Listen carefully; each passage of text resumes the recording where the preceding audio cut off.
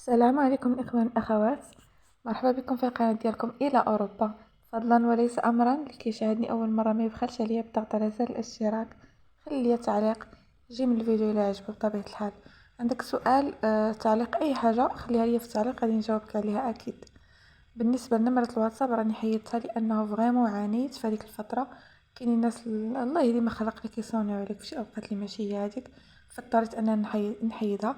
قريبا ان شاء الله غنحط رابط الانستغرام، واللي بغى شي حاجه يتواصل معايا مرحبا به.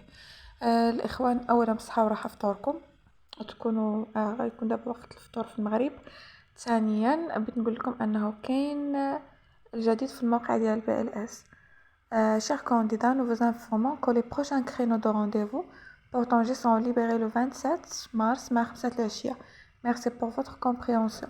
قال لك سيدي انه نهار 27 مارس 2023 عفوا نعاود نهار 27 مارس 2024 مع 5 ديال العشيه غادي تفتحوا المواعيد ديال بي ال اس طنجة. اذا الناس ديال طنجة يكونوا في الموعد نهار 27 في شهر 3 مع 5 العشيه. صافي الاخوان.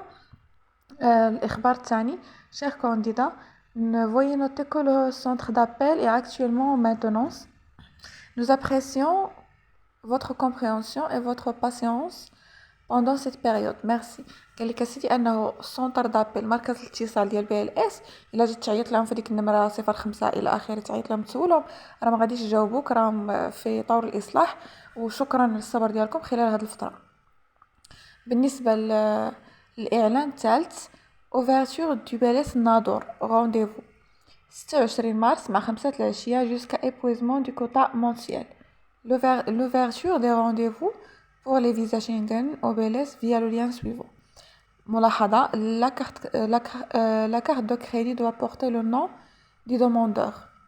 قال لك سيدي نهار 26 شهر 3 مع 5 العشية بي ال اس الناظور غيكونوا فاتحين المواعيد في الموقع، وخاص ضروري قال لك في الناظور خاص ضروري هذه راه كاينه باغتو الناظور دايرين الملاحظه ضروري ان الكارت بونكير باش تخلص بطاقه بنكيه باش تخلص تكون في سميت هذاك اللي باغي الموعد. اذا نعاود باختصار: نهار 26 مارس مع 5 العشيه كاين مواعيد بي ال اس الناظور، ونهار 27 مارس مع 5 العشيه كاين مواعيد ديال بي ال اس طنجه. صافي الاخوان.